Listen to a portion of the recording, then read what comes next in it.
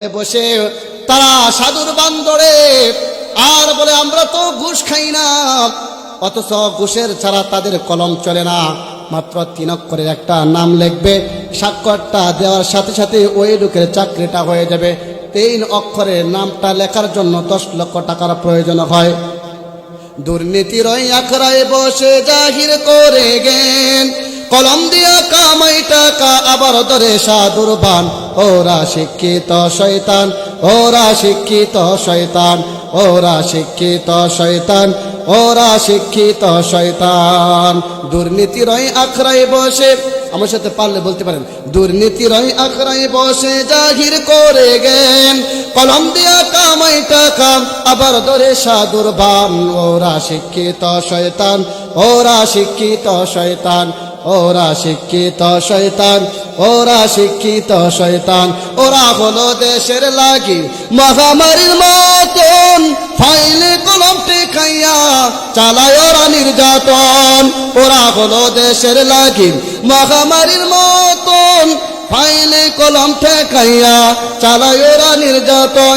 ঘুষের টাকাই ওদের বুড়ি, ঘুষের টাকাই ওদের বুড়ি করে যে টান টান। ওরা শিক্ষিত শয়তান, বলো ওরা শিক্ষিত শয়তান, ওরা শিক্ষিত শয়তান, ওরা শিক্ষিত শয়তান। শিক্ষাঙ্গনের দিকে বাইরে দেখো না চোখ মিলিয়া, ছাত্ররা সব বৈচারিয়া আছে শুধু প্রেম লইয়া। শিক্ষাঙ্গনের দিকে বাইরে দেখো না চোখ মেলিয়া, ছাত্রীরা সব বৈচারিয়া আছে শুধু প্রেম লইয়া। অস্ত্র সে তো সঙ্গের সাথী, অস্ত্র সে তো সঙ্গের সাথী হইতে মস্তান।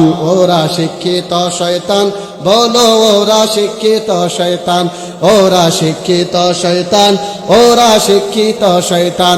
পীরগিরিয়ার মাজার পূজা দেশটা গেছে ছড়িয়া, শিরকিয়ার বন্ডামিতে দেশটা গেছে দরিয়া।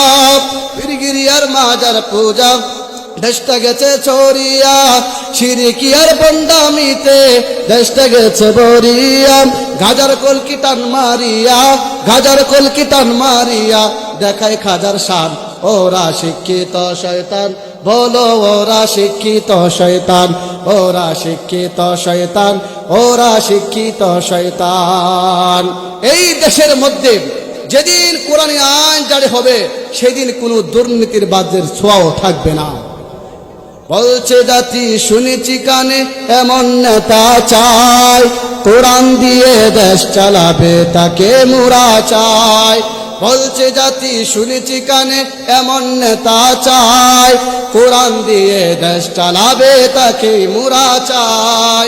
আর কত শুনিব মুমিনের হাহাকার, আর কত শুনিব মাজলুমের চিৎকার, আর কত শুনিব মুমিনের হাহাকার, আর কত শুনিব মাজলুমের চিৎকার। নেই কেহ কিনে সান্ত্বনা দেবার, বলছে জাতি শুনেছি কানে এমন নেতা চাই, কোরআন দিয়ে দেশ চালাবে তাকেই মুরা চাই।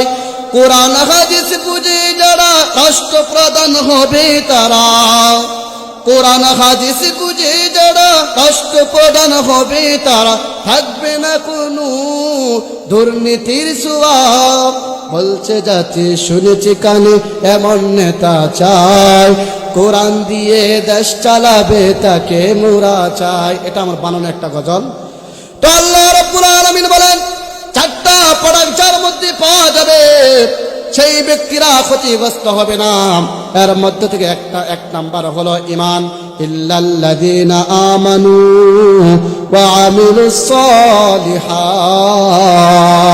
1 নাম্বার হলো ঈমানদার যারা ঈমান আনবে, যে ক্ষতিগ্রস্ত হবে না সে। 2 নাম্বার সৎকর্ম সম্পাদন করবে, যে মাহফিলের আয়োজন করা সৎকর্ম সম্পাদন করার মতো সৎকর্ম সম্পাদন করবে, যে ক্ষতিগ্রস্ত হবে না সে। 3 নাম্বার হলো ওয়াতাওয়াসাউ বিল হাক্কি ওয়াতাওয়াসাউ বিস সাবর।